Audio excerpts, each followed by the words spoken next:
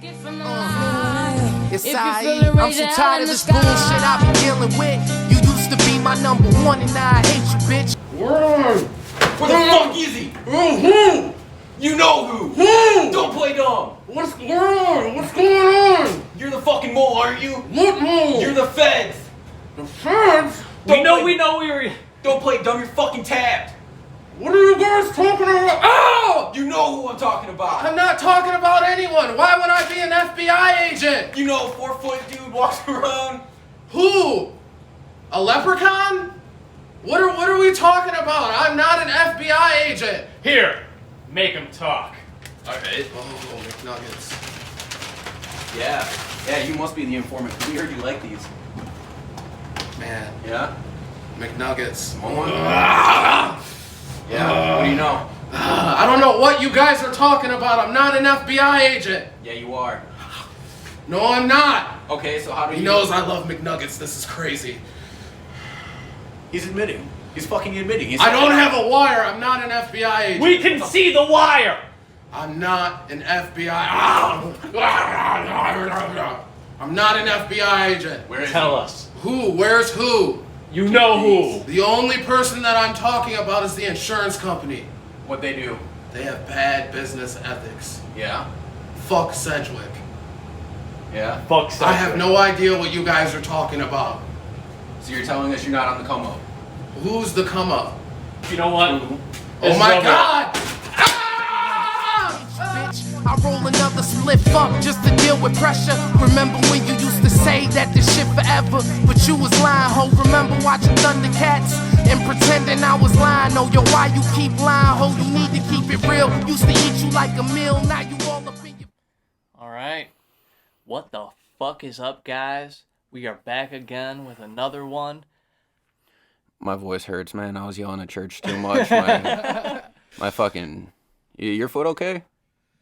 Man, I don't know who the hell told y'all I was a fucking fed. This is some real life stupid shit. But let's continue. Yeah, my bad. Let's continue. Misconsumption.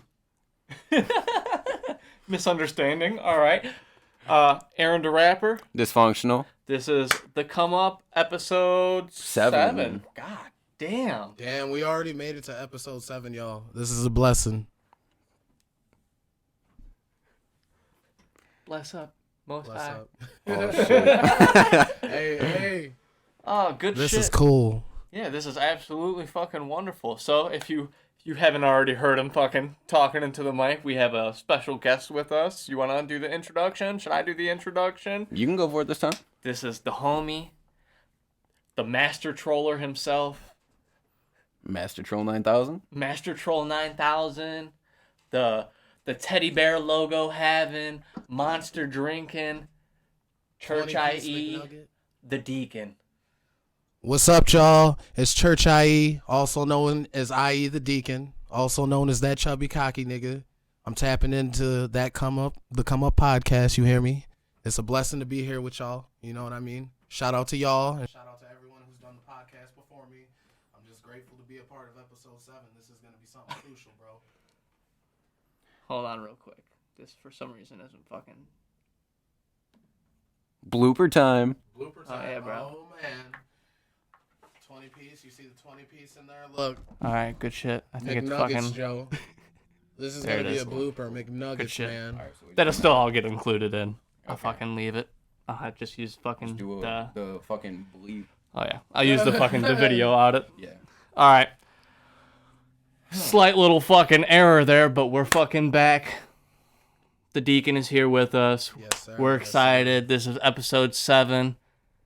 Isn't 7 like a lucky number or something? Yeah, I feel some weird energy about this, Ooh. but you know, this is episode 7. Y'all should really tune in, like, subscribe, share to the Come Up podcast. You hear me? You heard the man. Absolutely. And fucking listen. Or we'll find you. And we will hunt you down. They'll find you. We're being informed on your location. Yeah, because as you can see, we abducted him by mistake, and then we applauded and apologized, and now we're doing a podcast because of that. Yeah. What is going on with all this? I was told this was a podcast. Next thing you know, I'm getting tied up and interrogated and asked a series of questions that I'm very confused about. Fuck Sedgwick Joe. You heard the man. Oh shit! It was a wild ride to get here. It's episode 7. It's supposed to be lucky, but shit happened. Hey, as a little feature says, but fuck it, shit happens. Shout out Lil Feature. Facts. Actually, I just seen him at Walmart today. Did you? Oh, yeah, dude, he was walking out with like a fucking pink, like a bright ass pink stuffed animal pig. All right. Does not surprise me. All right. Yeah. Good shit. All right. Let's not go further into that. I mean, Yo. So yeah, we'll get to the serious stuff. I suppose. Finally, you guys probably don't want it, but I want it. Okay, my satisfaction. Absolutely. Should we just troll this whole episode? No, I'm just playing. I believe with you here, we absolutely could. We could. So I think it's only right to start off because like we know of you. We talk. We shit talk. We have fun. But I do want a serious question. How'd you start out in hip hop? Man, this is a crazy question because like when I started, it was more or less because like I was going through a lot of stuff in my life, you know what I mean? So like I would always have a notebook with me and a pen and I just jot stuff down. It wasn't like I thought like I would do music or I thought that I would start rapping, but when it began, it was just me like really learning, listening to music and writing a lot, like writing every single day. Like when I started, I probably tried to write at least a verse or two every single day. And if I didn't write a verse every single day, I feel like, you know what I mean, I'm not chasing my true calling. So it started off with that, me just writing stuff down. And then it went from writing in the notebook to like showing people. Like I have, a group of friends that was around me that every single time I wrote something, I would show it to them, be like, yo, what you think of this? What you think of that? Or I'd send them a text with like whatever I wrote. And it got to a point where like all the people where I was showing the stuff that I wrote to, they'd be like, man, like I want to hear this over a beat. Like your writing style is pretty good, Church. You should try to pursue that. You should, you know what I mean? I always seen you as someone who would do like entertainment or something in the realm of being on TV. Cause at first I wanted to be a comedian. Like I didn't even want to rap. And that's the craziest part about all of this. Like I didn't even want to rap. Like you can ask NDB and his brother when they met me. Like, I was literally watching Chappelle's show all the time, like doing his memes. Like, I'll walk through school and say like a Chappelle show quote. I'm Rick James, bitch. Yeah, bro, like, that's how people knew me, like back in the day. Like, Church was the one that was funny. He was the class clown. He was always like saying something Dave Chappelle would have said because I really liked watching that show. I thought he was funny, bro. So it's crazy. Like, I started off wanting to be a comedian, wanting to be on stage. You know what I mean? And then in high school, I feel like choir came into the picture. And that's what really like kind of motivated me to want to be on stage. Cause like I went to the pop concert at Ottawa and I saw a dude jump on stage and he had like fake chains on and he was rapping, bro. And I was just like, yo, I feel like I could do this. Like it wasn't like, oh, I could do better than what I just saw. It was like, wait, I didn't even know like at this school you could perform on the stage and rap a song like that. I thought it was just all regular songs, you know what I mean?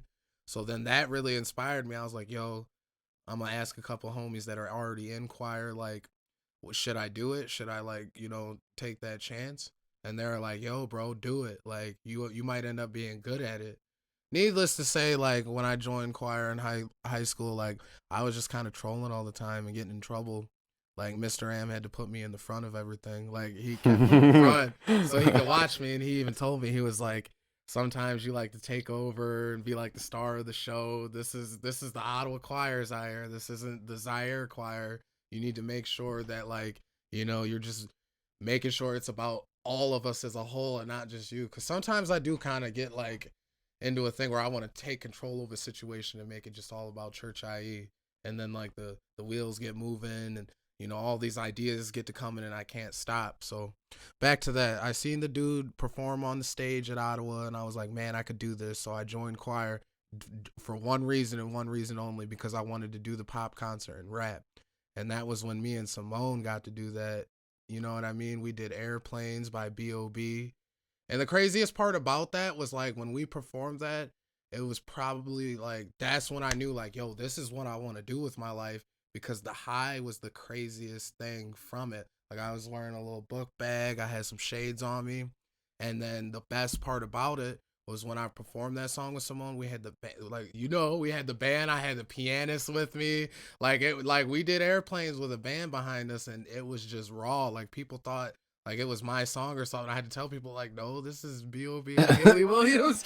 Like that song still resonates with me every time I hear it. Oh yeah, it's a dope ass song. Opened the door. Right, dude. Okay, so actually, as you were talking about that kind of gave me a flashback. This is actually kind of weird as fuck. So I had watched him perform on stage there, and I had that same feeling. I was like, what the fuck? I was like, I didn't know we can like do shit like that here. I was like, okay, cool. So I went on YouTube and I'm like trying to search up the video when they said it was gonna release and shit, and I actually stumbled upon that video. I don't know if it's still up. I'm assuming it probably still would be. But that shit was wild because I was watching you and I didn't know it was you at the time. Like I didn't even know until right now as we're talking about this. So I was like, oh, what the fuck? I was like, yo, that's crazy as hell. Yeah, that was like really my introduction, and like we did such a good job that after like I was still like on a high after that pop concert was over. I was like walking around and like people's moms and dads were like, yo, did you write that song? That was really, really good. And I was like, no, like this song's on the radio. I just changed one cuss word out of it. Like he said I could do it as long as like I didn't cuss. So when me and Simone showed it to Mr. M, like we just did like a dry run and he was just like, yo, this is dope. Like, and then he was like, Simone, can you leave real quick? And he was like, sorry, you cannot make this all about you. Like, this is the Ottawa Choir. This is going to be dope. Because I always had that problem. I was always in the middle of everything. I was always like being goofy. Like there's times when we would go on like choir concerts to other schools and like the same dudes that I was friends with would like look across from me while we were on stage and wait for me to do something silly. And I'd be like, dude, nah, like I'm in the middle, the spotlight's on me, Mr. M staring right at me. Like I'm not going to do anything silly. Yeah. For real, bro. But that was like really what opened the door. And that was like the first performance that was like, yo, I'm good at this. Like I could take this to the next level. I need to pursue this dream instead of just like, you know, half-assing it. And I seen like a lot of people showed me love from that. That's why I was like, it was kind of scary at first, I guess. Like when you do good and like all the people show you love, to me, I feel like it's a little bit scary. I don't know if that's like my cancer nature or whatever it is. Well, like I like to be a hermit. The way I see it, it's like people see you do good and like you're getting all this attention from it and like you're scared that you're like forced to continue doing good as opposed to like just doing what you want and people changing their minds about you. And just like remaining in the spotlight. Like I really don't like too many eyes on me. I like to fade to black and like pop in and out. So like, yeah, usually when I do create music, a lot of eyes are on me. So I'm like, ooh. Sometimes I like it, sometimes I don't. Like when I dropped Feeling It, like I didn't really like all the attention because it was like, that was like hard to write. So when people were like, yo, that's dope, I resonate with that. I was like, I don't really want to talk about that because like, I ain't gonna lie, a lot of bad experiences will come and create the best music of your life. And that shit like really, really gets to me. Like I'd be like, man, I'd be telling Nico like, man, I want to make positive music, bro. It's like something has to happen to me for me to make a really good song. It's like, why does something always have to happen? Why can't something positive or good happen? And then we make a good song like with positive energy around it. But you know, he knows too, there's a few songs of his that I fuck with and he talking about pain in it. And that's why it really resonates with me and a lot of people. Like, I'm all right. He knows what I'm talking about in that song. There's a few bars in there where he's talking about growth and overcoming stuff. And it's just like a lot of people are going to relate to that because it's a struggle, bro. Well, like his little feature when he had admitted like his feelings and stuff behind that one, like I felt like that shit hit hard. Like he was saying stuff about like UGS and stuff, but like that resonated to me to a different extent, like not UGS obviously, but like my own camp and people I used to fuck with and shit. So I was like, damn, that's crazy. That's part of the reason for like my introspection. You know what I mean? Like I'm starting to look back a lot. And like before, I feel like I was overly sensitive when people would say things to me. And now when they say things to me, like I digest it and like, cause let's go to that bar, you know, Church will never grow up. When I first heard that shit, I was like, damn, bro, like in the UGS times when you look back, like we were like on a lot of like, let's troll, childish, playful stuff. and it wasn't like as serious and as business as it is now. So sometimes when people say things, you can't really take that shit to heart, bro. You kind of got to like digest it. And then that started my whole little spiritual evolution, you know what I mean? I started looking deeper into myself, like, why do I act this way? Why do I react to things like this? Am I like ready to accept like this dream fully? Because you got to like really open yourself up to it, you know what I mean? Like it, like everything you're manifesting is not going to come to fruition unless you're ready for it yet. So if you're still a little bit childish, it's just going to take a little bit longer until you go through your evolution. Right. You know what I mean? Yeah, because, like, I don't know, like, that stuff was crazy because once he had released that, like, I had asked him, I was like, do you care how they're going to, like, take that? I was like, that's a lot of truth and, like, heart right there. You can even hear it in your voice.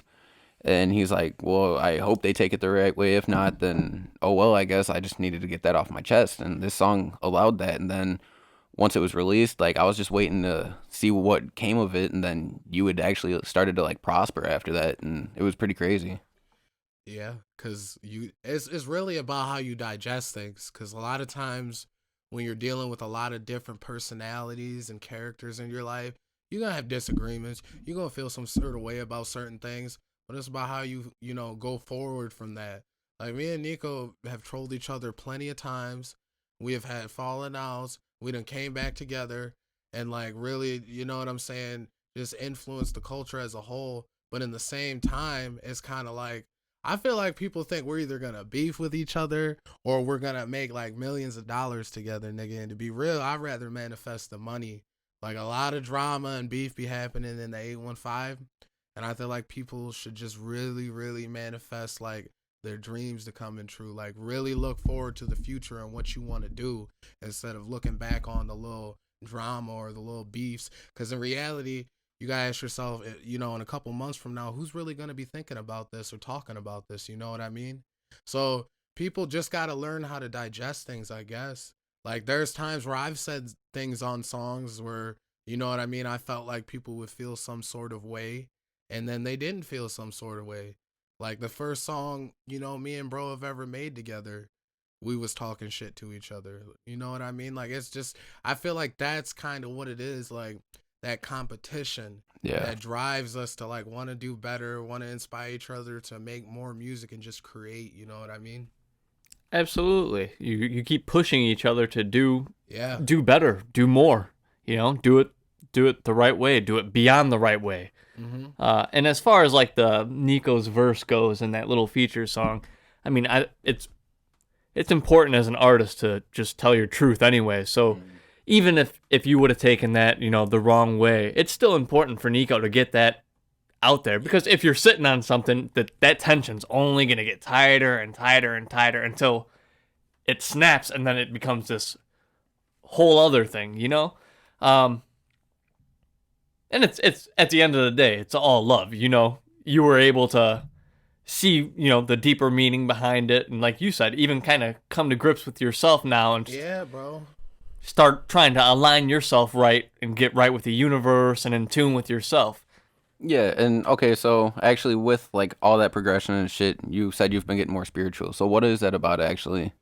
Bro, I think it's just like a cancer thing. Like um recently I just had a birthday, turned 27. Thank the most high for that.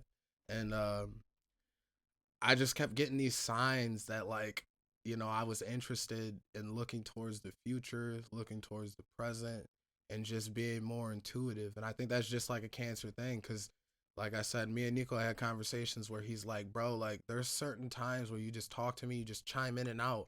It's like you already know certain things. It's just like, how are you doing this, bro? And it's like, I don't know. It's something that I've, you know, been doing my whole life and just now started taking like a notice to it. And it's like, oh, I could do that? Like, all right, let me learn a little bit more about this. Cause like when I was younger, let's just talk about it. When I was younger, I used to watch videos on YouTube talking about the Illuminati and like black magic and stuff like that. And when I was younger, I was a troll. So I didn't really believe it. So I just talk about it. You know what I mean? And now the older I get, I'm starting to realize there are some people who really believe in black magic and practice sorcery and do the voodoo shit. And it's just like, I'm not really interested in doing voodoo, but like, Right. just being more in tune with the universe and reading signs and being able to accept your blessings, that's something that I want to get more into, and just be able to read people better. Like I could just look at someone and tell like what situation is gonna come from this, and they'll be like, damn, how did he already know? Like I can't get the one up on him because he always like knows what's gonna happen next, or he always has a good answer. And it's not even about knowing or having a good answer. It's just like I don't know. You can feel certain things. Like during this podcast, I was like, man, episode 7, like that's a lucky number. Like I feel positive vibrations about this. Like I hope we get a bunch of views, guys. Like everyone tap into the Rack 'em up, rack 'em up, rack 'em up. Everyone watch fucking Aaron the rapper kill shit on the mic. Everyone watch Dysfunctional kill shit on the mic. Everybody out here is very, very talented, bro. And it's crazy because it's like now there's like a spotlight on the scene, and everybody's ready to like accept that and really step into the picture. And that like I'm like, yo, like let's go, because the last time this happened, this was the UGS days, and they know what type of heat I'm gonna bring. They know what type of heat Nico's gonna bring. But it's really cool to see you two guys come up and start shining and bringing heat into the game. Like I was talking to Nico about that, like bro, like the come up came up out of nowhere. He's like, gee, the come up didn't come up out of nowhere. He's been putting in work, bro. And now people are starting to realize it. I'm like, that's crazy how this year everyone's starting to realize like what's going on and like Facts. everything that's like happening with the culture, because it's like a crazy thing, man. See, so I'm not gonna get like too spiritual with it, but I do feel like there's like a spiritual uprising with COVID and everything going on. Like people really were forced to look into themselves and look into what they really want in life and why everything is going to shit right now. So like I think that was a great opportunity for the growth that we had gone through. Because I know at the beginning of last year, I had invested in a laptop. I spent $1,000 on it. And then after that, I just started working on music, building my connects and stuff. Because like I've always been watching everyone out here, but I didn't necessarily talk to everyone.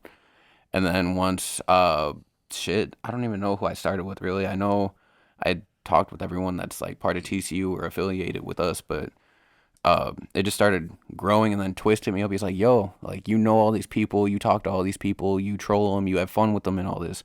Why don't you do like a magazine or a podcast or just a vlog or something? And that's something that this area has been missing. Mm-hmm. You feel me? Is this is the Come Up podcast. I swear to God, that's why I feel like, people are like really watching you guys right now just to see what happens next, because this is something that the area needed. And as soon as we got it, like, you see how many people want to be a part of it. Yeah. I was excited to be a part of this episode. Well, dude, so like the other thing that like blew me away, I think it was right after the episode with Draco. I had gone to the Roxy Theater in Ottawa, and I went there just rapping my TCU shit with my brother and one of our buddies, and like we're in line getting ready to get our tickets and popcorn and some shit, and like these guys are eyeing me down. In my head, like I've had a pass. Like in my head, I'm like, what the fuck did I do? I was like, come on, Yeah, really? They're gonna jump me after this movie, or Man, like I didn't even know like what movie they were going to, but like shout out to you two guys. That's dope as fuck. You guys seen me. So what they were actually doing is I had looked their way, and they're like, hey, your podcast, like that shit's dope, man. Like keep that up. And like we're only like that was what, episode 5, and I'm like, how the fuck are people like? I was like, damn, I didn't know we were getting like shit that's not from the music industry. Like I was like, okay, cool. I was like, appreciate it, guys. Like that's dope as fuck. Hell yeah. yeah, we have a fan base. We have people who listen to us and support the show. It's dope to know. Thank you guys. We fucking love to see it. I mean, we want to bring more artists on here, and you guys watching this encourages us to keep doing it. So fucking keep watching. Tell your friends to watch. Your daily horoscope says watch the shit. Hell yeah. Oh, good shit. So, another question for you, while we're talking about your music and whatnot. I've gone through and I've listened to a lot of your tracks, and you have just a very profound style, great lyricism, and like you were talking about earlier, very introspective. And I'm a complete fucking sucker for that shit. Dude, We've talked about it multiple times. Can you tell us like what really influenced your style? Were there other rappers in the game? Was there, just beats that spoke to you that you gravitated towards? Can you just give us a little eye opener on that? I mean, that took a while, bro. Like I went like before I was Church IE, me and Dropout Devin have like soul ties, bro, cuz like after like the choir stuff, I stepped into wanting to, experience rapping more. So when I first started rapping, I went by the name Swisha Z, because I always kept like a pack of Swishers with me. You know what I mean? So then when I started rapping, I just listened to instrumentals and write over like, you know, like just beats and songs that I already heard. And then at first, like I would sound like whoever I was like listening to, you know what I mean? And I didn't really like that. You know what I mean? Like one of the first songs I did with Dropout Devin is the Dreams Money Can Buy remix by Drake. And I just named it Dreams, right? And dude, that song like really like I don't know, like it was really weird because like I remember Dropout Devin picking me up like, yo, we're gonna go to the studio, bro. And I'm just like, man, like, all right, fuck it, let's go. Like it was one of the first times I had ever recorded my own song or wrote my own song. So like just because he was there with me, I was like, yo, you gotta do the hook. He was like, why? And I'm like, cuz bro, like you brought me here, like I'll even write it for you. And he ended up doing it. Like, dude, that's one of my favorite hooks that I ever wrote. He's like, dreams, something I never cease to quit doing. Late night flights, you're right, I just flew in. When my nigga Swisher Z next to me, promise to give you the best of me. And even if you niggas keep stressing me, it's my own God's way you're testing me. And it's like, that's the first like hook I wrote. And I was like, I heard Devin do that. And I was just like, damn, this is raw. Like, I like hearing myself make music. I like, you know, putting myself out there like that. Like, dude, we got to keep doing this. And then I heard myself.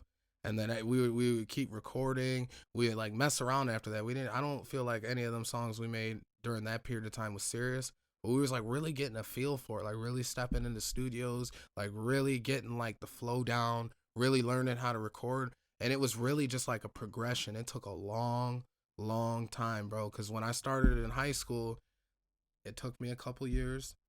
Then I started fucking with Bishop. And Bishop, like, he really only fucked with me off of the strength that he, like, heard me spit a few times. And my friends kept finding him places and being like, yo, you rap. Make a song with my homie, bro. Make a song with my homie. And then one day, like, Bishop got a hold of me. And it was the craziest thing. Like, it was like I was manifesting it. Like, dude seen him at a restaurant was like, yo, Church really needs some help. He want to get himself out there, bro. So then Bishop got a hold of me. He's like, dude, we'll link up. We'll start talking to each other. And I remember like the first time I just pulled out a notebook and I just started spitting every page that I had for Bishop. I was like, man, like we're going to get a song together. Like this is dope. This is someone that I was like looking up to at the time. And then like each person along the way, like during my path, like had to teach me a little bit something about music for me to get to like the point that I am now. Like even as far as like after hanging around Bishop, then he was like, yo, this dude named Nico is trying to rap and he's moving to Ottawa. Maybe you should link up with him and see like what he's all about. And I was like, I word, like I was all about making connections at that time, all about learning, all about trying to move forward with this music. So I was like, all right, let me hit up Nico. And I think this is when this guy had to have been around the time he like just moved to Catherine Street, bro. And like I just always walk over there and like just learn little things here and there. Like the first song we ever made together, I didn't even know how to write bars. I couldn't even write like a 16. I couldn't count bars. Like all I knew how to do was like I had the basis of like writing and like I knew how to structure a song, but I wasn't 100% there yet. And that's why it's like, that's why when y'all go back to that bar, it resonates because it's like, bro, and back in them days, that was the truth. I didn't really know who I was yet as an artist. Like I was really trying to find myself and put a stamp on Church IE. And I really didn't get that aggressive flow until like I recorded The Syndicate. And that was like after UGS, after me and Nico had like recorded a bunch of music and done stuff together. And then like he started telling me like, yo, you're always about like making music with other people, but who's Church IE? Like, what are you going to do with yourself? Like, we done made all these songs together. You got a lot of work out, but like, where's your solo projects, bro? And then that's when I started really like, me and Boogie would like sit at the fucking park at Catherine and just write rhymes together and spit each other verses for songs that like we wanted to do. And that like helped build me up into this point now too. Cause it was like, it's like a good like 4 or 5 years of me being like, I wouldn't say like insecure, but I wasn't really confident in myself or like confident rapping around people yet until I had to go through all these different like stages of trial. Yeah, bro, it was crazy. Cause like at first I would look at certain situations like, man, are these people trying to be mean to me? And then like looking back and being introspective is like, yo, they were trying to teach me, and maybe I was a little guarded and I wasn't receiving the message properly yet. Yeah. Sometimes it takes time. Smoke be telling me that too. He'll show me a beat and then I'll be like, bro, all right. And then like a year or two later, I'll have like a whole song wrote to the beat, and then he'll see me and then I'll just, go for it. And he'll be like, bro, what the fuck? You're like the only person I know that like the best things don't inspire you right away. It takes you a little while. Like you got to go through something. And now that beat's relevant. Now I can come back and speak upon that because I had to go through a retrograde or something, man. It's crazy. Yeah. Well, dude, okay, so like I feel like Catherine Street was like it really marinated like part of the hip hop culture, at least out here in this area. And like even for those who don't really know that, because like I've talked to fucking Smith. Fuck you. So Smith. Smithers. You're in trouble now, bitch. Anyways, so yeah, I feel like bro. Why does Sniffers keep calling right now? And he's gonna keep doing it. Anyways, Catherine Street, I feel like it really marinated a lot of shit. Like I've talked to Nico about this before, and that I used to watch you guys over there. Like I used to do parkour over there. Do you know Dina Hood by chance?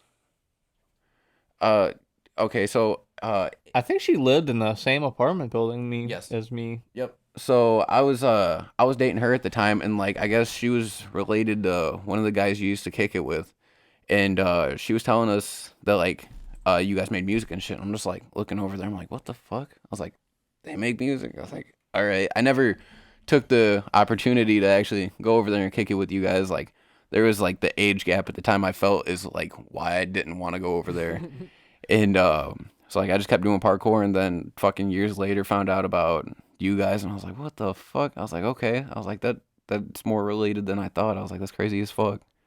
Yeah, Catherine Street really like, I mean, Nico will tell you this shit too. Catherine Street really built like me, him, and Boogie like into some of the artists that we are now, because a lot of crazy stuff happened during that period of time.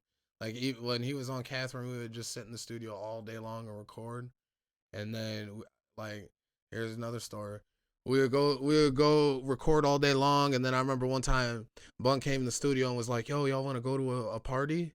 And then I was like, fuck it, let's go. Because this is around the time, remember on Nico's episode, he was talking about how he used to always go to parties and freestyle. Right. Dude, we definitely had some moments around fucking Big Mike and the rest of his homies from out there where we was going to parties and freestyling and like just like watching everything. And I was just like, man, like it's crazy to be a part of all this. Catherine Street was really lit. Like there was a lot of different crazy scenarios that went down during that time, and a lot of good music was made too. A lot of good music. Like I really learned who I was as a rapper while we were kicking it on Catherine Street, just because like so many different people were coming in and out of the studio at that time. Like we had just met Boogie. We had just tried bringing him on. We were recording with Kitchen. Julianne was singing at that time. Like a lot of people was really like in the UGS clique. Like they didn't really like have music as their dream besides Boogie, but like they was definitely in it with us and doing it. It was crazy. We had a lot of people around us. It was like a crew. Like we was definitely like, I don't know.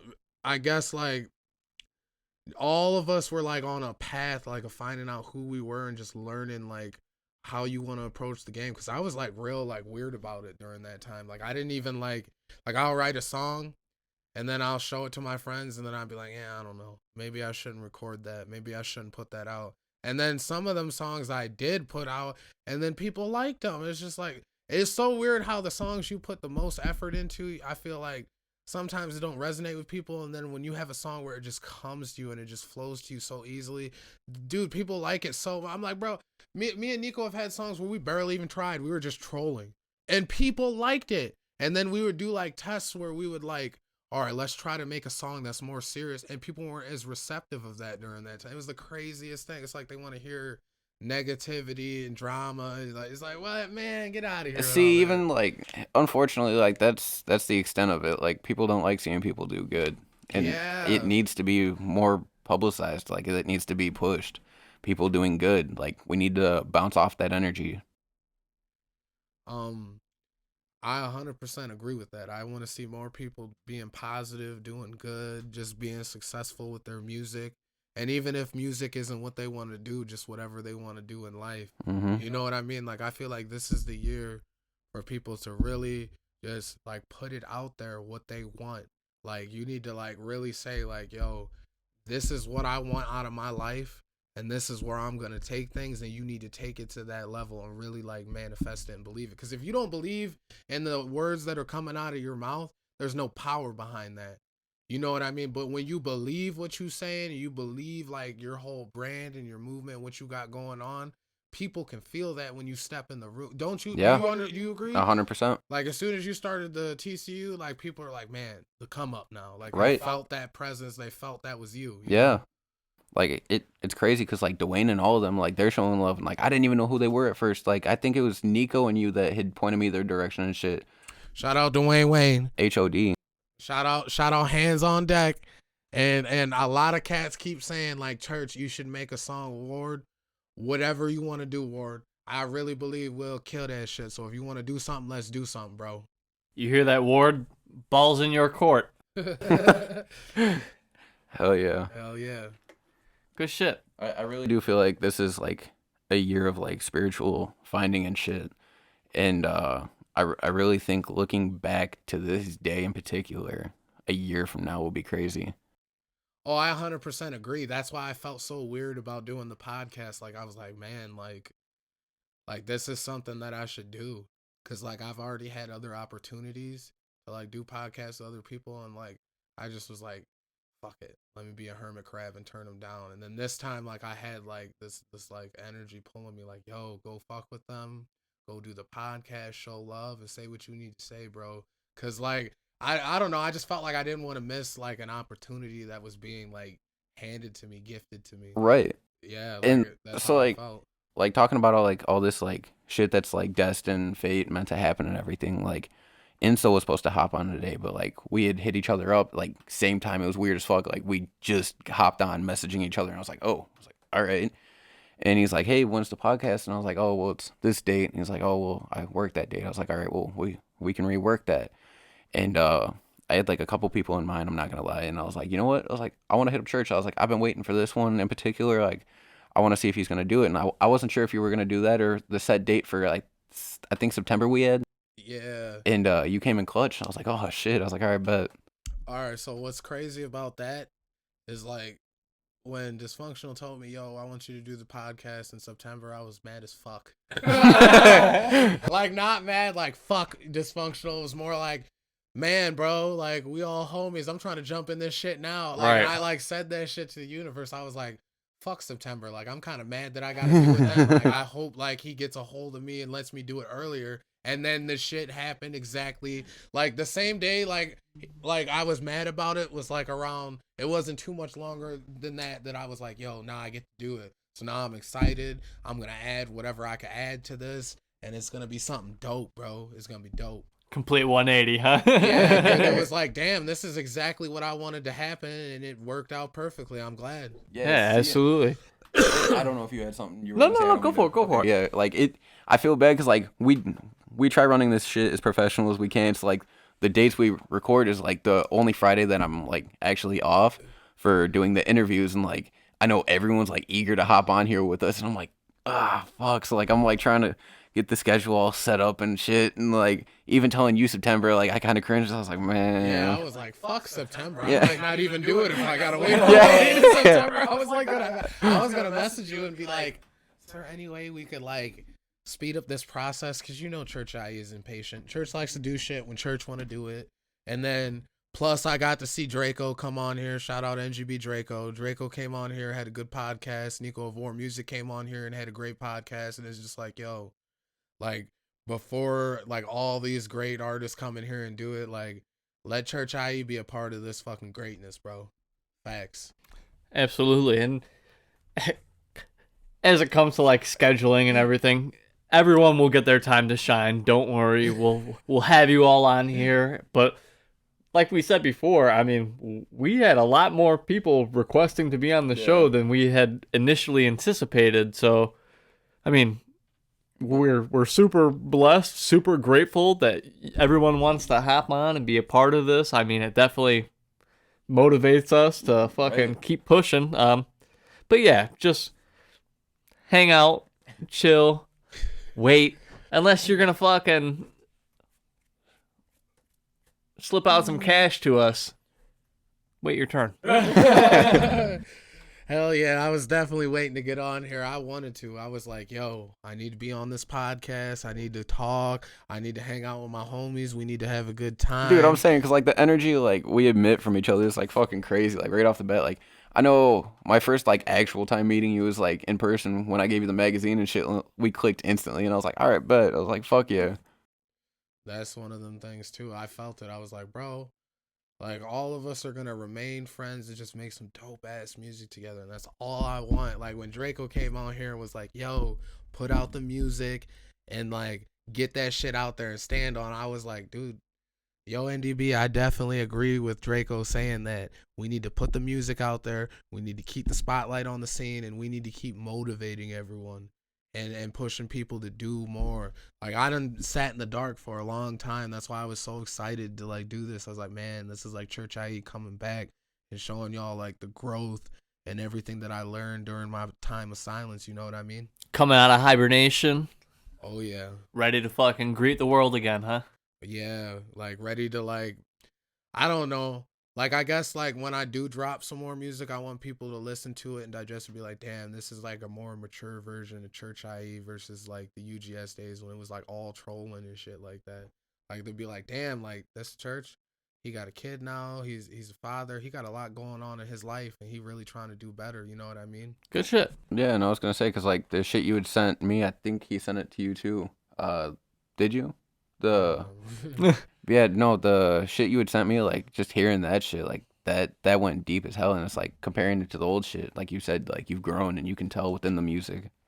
Yeah, that's what I want to put out there. Like, I want to put it out to the universe that, like, Church IE did not give up on music, bro. Church IE to step back for a minute and, like, really, really find out more about himself before I could come back, because I feel like I had a lot of, like, distractions at the time. Maybe I was like, I don't know, maybe I was like, man, I gotta find a good job, or I gotta do this or that to feel like now I can step back and do the music. But, like, for the longest time, that's how I felt, like I had a blockage, like something was in the way for me pursuing this. And it wasn't like a person, it could have been me, bro, because that's kind of a part of growth. Like, you know, sometimes you be in your own way. Yeah, you got to overcome those mental obstacles and kind of win over your own mindset, if that makes sense. You know, you got to kind of convince yourself of certain things. And that ties back into, you know, our spiritual talk and kind of aligning yourself and, you know, asking the universe, why do I do this? Why am I this way? And tracing it back to the root and, you know, just really doing some soul searching. And I really appreciate you bringing that up because, I mean, for myself personally, I mean, I've been doing that the past couple of years. I was gonna say, he got the rock in here. Like, I feel like Aaron the rapper is already, like, in tune with the universe. I'm zen the fuck out, bro, for sure. Yeah, it took me beginning of last year to really wake the fuck up and take that time out to really see what I'm about and who I want to be in the future and working to get that goal in. Absolutely. And honestly, like, part of my spiritual process of, you know, going through and, you know, just healing myself is part of the reason why I'm, you know, confident enough to come on here and do the podcast, and I'm eager to fucking do the editing, and I'm working on a fucking shit ton of music. Believe me, there's heat coming. Hey, yeah, no, shout out to this motherfucker for all the editing and still having time to make music and shit. Like, his grind is real as fuck. Like, I know what I do, but I still feel like I'm not helping enough. And he's just like, no, it's good, man. I got this. I'm like, all right. Between all the fucking editing and fucking production stuff I do and all the promotion shit you do, we are fucking hands tied, fucking full steam ahead. Facts. I know, that's why I felt like so blessed to be a part of it, because I'm like, man, they got a lot of shit going on, just like I got a lot of stuff going on. But everything works out. Like, everything happens for a reason, man. Yeah, and like we're obviously moving forward, and that's why we created this platform. Is we want everyone to hop on, and we're gonna fucking march to the gates of fucking listen to us and fucking kick that bitch down and be like, just go global with the fucking Great 1-5 shit, you know? Yeah. No, like I really do want this to be like one of those areas that really start popping and like word gets around real quick. Definitely. I want, like I keep saying during this whole episode, like, subscribe, share to the Come Up podcast. We need everyone out here to really tune into this and really watch us right now. You know what I'm saying? I feel like, you know, the ball is in y'all court right now. Y'all could do whatever you guys want with it. Absolutely. Now, you've talked about some, like, mental stuff and some spiritual stuff that was holding you back. Recently, though, you've actually had some problems with, like, breathing and stuff. Did you want to go into that? Or I know you have a case you're building. I don't know if you can expound on that at all. I mean, yeah, Church IE's got a case going on, you know what I'm saying? That's why I keep saying fuck the insurance companies, but I could talk a little bit about it. Dude, this is like the craziest situation ever, cuz like, first of all, like how I got the job was like the most random like situation in my life. Like I just went to the temp, and like I was just going through a lot of my life. Things were really rough. And I was like, man, let me try to get a job and really ground myself so I can get a home. You know what I mean? Like, tired of living in fucking apartments, man. So I go to the temp, you know what I'm saying? I get this job and I'm working as a machine operator, bro. And bro, at first it was going good. Like I was, you know, posting statuses all the time. And I was like, bro, I'm getting trained on this machine, this machine, this machine. I'm like, bro, before I even like was fired from that job, I had been trained on like 3 or 4 different machines, and this is before I was even hired on. I was just attempt to hire. So I kept asking like, why are they teaching me so much? Why are they teaching me so much, man? And then I bring my baby to my mom's house on the weekend, and she'd tell me like, bro, your voice sounds like a little weird, and you're constantly like running out of breath. You know, do you have something going on? And she was like, go buy some Mucinex and go buy, what do you do? And I was like, well, I'm a machine operator. And she's like, oh my God, like, in a metal factory? And I'm like, yeah, because like I thought I was like, you know, in the movie 8 Mile for a little while. Like it was so weird. I remember when I got the job, I was like, dude, Nico, like something's gonna happen. We're gonna start like really making it after this, because after he like was done working at that job, that's when things start. I'm like, man, this is so weird. So I'm running my machines, I'm starting to get sick, I'm feeling weird all the time. Like I'm at work and I'm constantly like losing consciousness. I'm feeling like nauseated. Like it's like, dude, something's really, really fucking with me, bro. So I go to the HR and I tell them, and I'm like, yo, like I'm having these issues. Like it's kind of hard for me to concentrate right now. It's hard for me to breathe. And at that point, my voice is going in and out because the chemicals had already caused laryngitis. So I'm like, man, like I was so mad when I first got sick, because I couldn't even talk. Like it was like 2 or 3 months out of this year where I was like having issues talking to people, like normal conversations, because it had affected my larynx so much. And not only that, like it really irritated my lungs to the point where like at night I still had these issues when I lay down. Like I cannot breathe. Like I gotta have like 10 pillows underneath me just to be able to take a deep breath. And I carry this motherfucker with me everywhere. Like this is dope. This is my little travel nebulizer.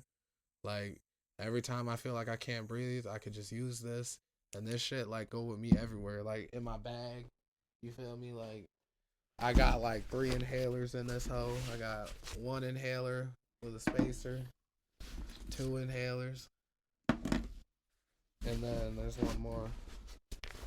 You got 3rd inhaler. I gotta do that every single day, multiple times a day, except for this one. This one's just once a day. And then, you know what I'm saying? Then they gave me fucking, this is the worst part about it. Motherfuckers gave me gabapentin for the nerve damage. And this shit is horrible. I would not recommend people taking this because it just gives me like the worst like reactions to it. Honestly, I feel like it makes the nerve damage worse, bro. But to pretty much explain what happened, I was at work running the machine, and every single time the lathe machine does a cycle, the doors will open and it'll spray chemicals in the air. Which is weird because like, you know, when I first got the job, they didn't tell me I had to wear a respirator or anything like that. They were like, oh, just wear the regular mask everyone wears around town. And when I made it all the way to the pulmonary specialist, my lung doctor was like, that would not protect you from anything. Like, why would they give you like something to walk around the hospital when you're running a machine? And I was like, I don't know. But I was like, I worked there for like a month, and I was like breathing in them chemicals for a month. I didn't even know what was going on with me. Like, it literally took like at least 3 or 4 months of me arguing with Sedgwick. Like, I tried contacting them, and I was like, yo, I got hurt at work. Like, I'm eligible for short-term disability. Like, can we get this ball rolling?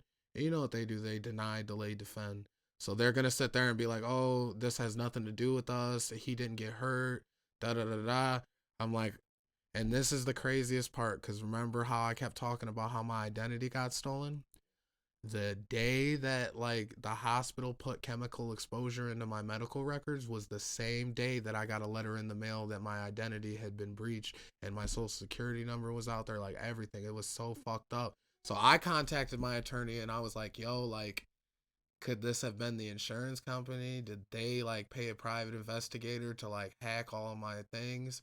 Which is weird that I was locked out of SoundCloud for 7 years, because I could have been hacked for so long and did not know. Because over the years, crazy stuff keep happening to me, or my shit gets signed in and out, and I'm like, man, is this like police or something? Just weird, like, weird. Weird stuff kept happening. I'm like, man, someone's either hacked me or someone's like, dude, it could be someone from my fucking past. Now I'm Right. like, super spiritual and shit. Like, that's just like stalking me and watching everything that I got going on to see if I end up successful or not, or this dream that I manifested comes to fruition. But yeah, my identity got hacked as soon as I put the chemical exposure into my records, and it was crazy as hell, bro. So now I'm at the point where I got hurt. I'm figuring out what's going on. And then I go to the ER and I'm like, man, I don't feel good. I'm still having breathing issues. And they're like, oh, you're fine. Like, you know, this is probably all in your head. You're making it up.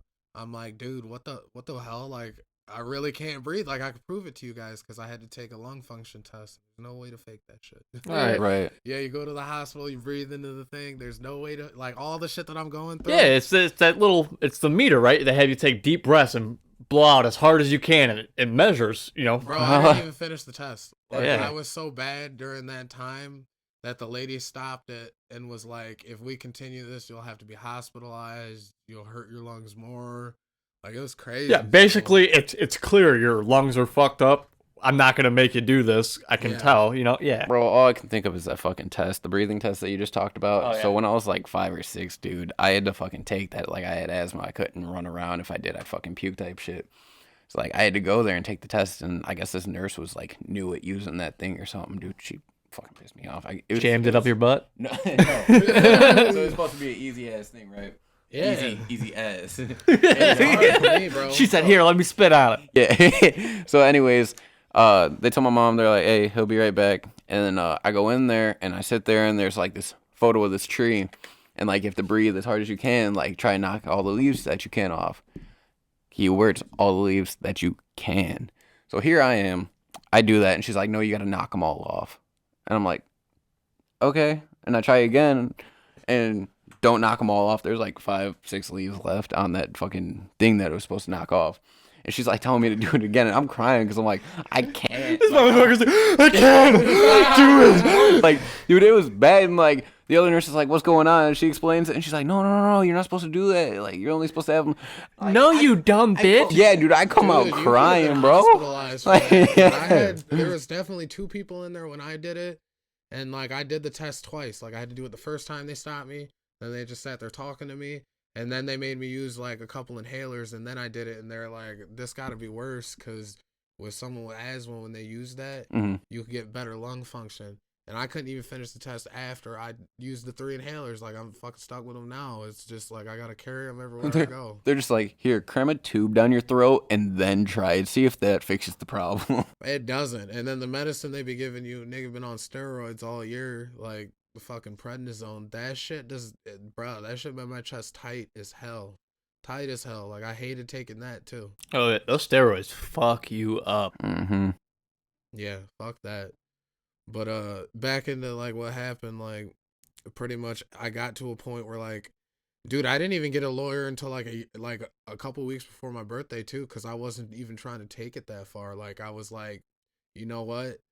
Let's see, since I have all this evidence and it already says chemical exposure, let's see if they help me out for, the period of time that I'm off work. Right. And then as it started going on, like the specialist prescribed me a nebulizer, and then the insurance company didn't give me one. So I had to buy the one that I have at home, and I had to buy this one. Well, actually, a shout out to my mom. My mom got me this one. But the point of the matter is they didn't even give me like what I needed to like live and be healthy. So then that's what like made me go and get a lawyer and stand up for myself, because I was like, yo, like this dude just straight up told me if I don't have my nebulizer on me at all times, like I could run into some serious issues, and I still haven't received a call to get one of these. And then I go to another appointment. I'm like, I already bought one. And then the doctor's like, what the hell? And then he's like, do you have an attorney or something? And I'm like, yeah, I, kind of locked into someone, and, I got a team of them now. It's not just one, it's like 4. And then that's when the doctor was like all scared. Like as soon as they found out that it wasn't one attorney, it was 4 of them that I had gotten, ready to fight for me. Then like, dude, the hospital started acting weird with me. Like I just went there like last week because I had some tooth pain. Mm-hmm. And then like when the doctor prescribed me medicine for the tooth pain, like they'll go out and talk to one of the nurses. I could literally hear them going, dude, he's got an attorney. We don't want to get dragged into his case. Just give him whatever's going to help him. Cause like, we don't want to get in trouble too. And which is weird. Cause like right before that had happened, my attorney was talking about dragging other people into it that weren't doing what they were supposed to. Like, what happened to Michael Jackson. So I keep saying like, dude, what if that happens to me? Cause I really don't like the medicines that they be prescribing me and stuff that I be, you know what I mean? Like up until this point, I was like, Jesus Christ, this is really the only thing that helps, this little nebulizer. And like everything else didn't really do too much for me. And then they tried telling me, yo, you just have asthma and da-da-da-da-da.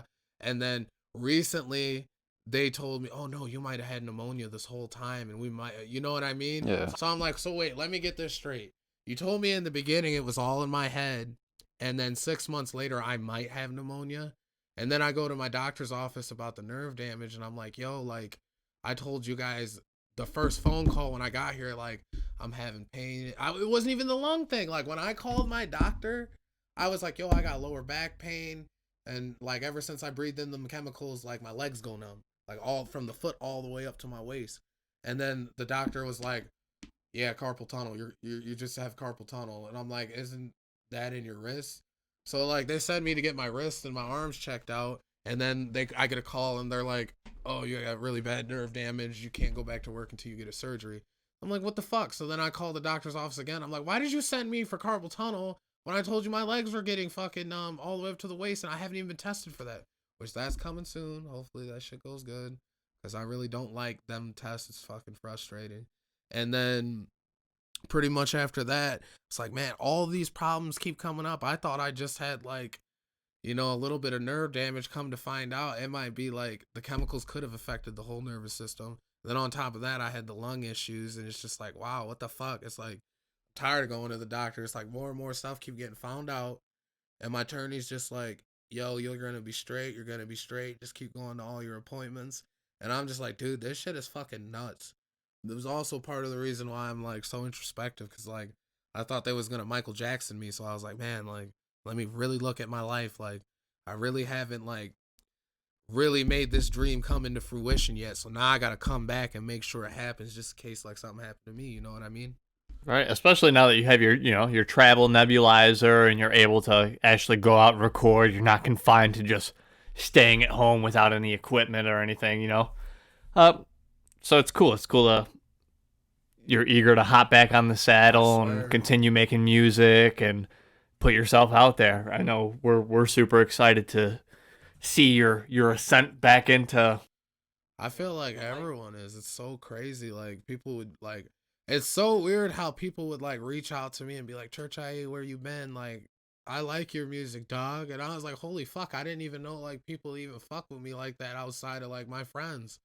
And then it was just like a lot of people like, yo, come back, come back. And it was like pulling me, bro. Like you were one of them. Yeah, I was just going to say it must have been weird as fuck. Because like I started like repping your music once I found out about it. I was like, yo, this shit goes crazy. Yeah, a lot of people and even other artists out here have said to me, like, Church, why the fuck did you disappear? Like, you was on a roll. Like, right after you dropped Feeling It, you had Within Due Time, and it was like, that was my shit. Like, and I'm like, you want to know why? Because, like, if you really listen to the lyrics to Within Due Time, it's like what I'm going through now. Everything like, will make sense. Especially the last fucking verse. When I'm like, just sign on the dotted line, like, that's exactly what happened to me. Like, I feel like as soon as I signed, like, that's when everything fucking changed, bro. And that's like crazy. I keep telling Nico, it's like, dude, I feel like I signed to the Illuminati and now, like, I gotta go through a bunch of crazy shit before, like, I'm, an exclusive member or something. It's just all troll, Hey. Oh. Dope shit. I think this has been a pretty fucking interesting conversation. Oh, yeah. Illuminati's watching now. Yeah, well, fuck. Well, I mean, Illuminati's definitely gonna have their eye on us now, but fuck. Good shit, man. It's been a pretty productive conversation. You have anything else you want to ask? I know we're running a pretty decent amount of time now. hell yeah. You gotta ask one more. I had a question earlier, and I don't remember what the fuck it was. I just bro. got so in tune with it. So this would be our closing question. All right. We're talking about you getting back into music, getting back on the saddle. What are your future plans? Is there like any artist you'd like to work with that you're trying to reach out to? Because this is a public platform, so now's the time to say it. Any producers you want beats from? Just what are you trying to do, man? Bro, I'm trying to work with everyone, to be honest. Like, everyone who has so far came on this podcast, I would really love to make a song with you or just do something with you, even if it's not music related, you know what I mean? Like, shout out to Draco, shout out to NDB. And I do feel like, it's just so weird. I feel like I don't know why I feel this way, but I feel like me and NDB are going to make something crazy because it keeps it just, I don't know. I feel like that call and like it's starting to feel like the UGS days again. And like, dude, it's so weird. Like, I feel like I have something coming, but shout out to Charlie Ward. I love to make a record with you because, you know what I'm saying? You one of the OGs out here. Obviously, shout out to y'all. I love to come fuck with Aaron the rapper sometime. You know what I'm saying? Aaron, if you want to make a beat for Church IE, you know what I'm saying? We already know Crush want to make a beat for Church IE. Crush, I'm going to get back to you. I've been going through a lot of shit in my life, and I apologize. Anyone that wants to work with me, bro, just reach out to me because, like, I'm not one of those people that's going to, like, not, like, be like, yo, fuck that dude. I wouldn't, you know what I mean? Even someone that, like, you think it wouldn't, like, I wouldn't make a song with, I probably would. You know what I'm saying? Like, anybody who thinks that I wouldn't do that, bro, let's push the boundaries. Let's push the bars. Let's, like, bring real hip-hop back and inspire everyone to really keep their eyes on this scene. That's what I want to do. And really, the first thing I'm going to come out with after all of this, and even I don't care how anyone feels, it's going to be Chemical Exposure because I feel like that's this is like the craziest shit that's ever happened in my life. And I feel like it might even open doors, even though I didn't even want this to happen. Like, it sucks. Like, I feel like I'm, like, rejecting it, even though it, like, could possibly be good for me, But that's what I'm going to work on, Chemical Exposure. Like, the verse I showed you, that and the chorus, that's going to go straight on that, bro. That's why me looking back, me looking, like, on my life, like, you know what I mean? That's what I want to come out and do and put out a project that's, like, about reflection. Like, yo, this dude really learned all of the lessons that he was supposed to learn. He matured a little bit, and he's going to give you guys something to really, really digest. You know what I mean? That's good. That's good shit. I cannot fucking wait, bro. I'm excited. Yeah. Hella excited. Well, if you guys want to work with Church, reach out. Reach out. That's all I'm saying. Reach out. I'm not going to be one of those people that ain't going to fuck with you. Toro, you should definitely hit up Church. You guys go Super Saiyan on a track. Hey, dude, people keep trolling, and what is Super Saiyan? I'll show you after the episode. That's for another time. Like, Nico keeps talking about, I'm so confused. What's Super Saiyan? Well, yeah. All right, guys. This has been episode 7. Yeah, one wild fucking crazy ride. Absolutely. A roller coaster ride for sure. Hands in the air, bitch. This Good is shit. not the Fed you're looking for. Good shit. I've been Aaron the Rapper. Dysfunctional. This has been the Come Up Podcast. We'll We'll see you guys soon. Like you doing time. Peace I'ma out. keep jotting these lines. I sold you a dream, is that a crime? I'm just hoping that I don't get left behind. I'ma make sure you remember me. And fuck your new nigga, he ain't on my pedigree. For real. Feel the glass when you take them away. Feel the legs pushing up on the stage. Feel the high that you get from the line. If you feel the rage, Forgive me, Lord, I just love to flex. And all these jealous bitches trying to replace my ex. Truth be told, I'm only worried about a check.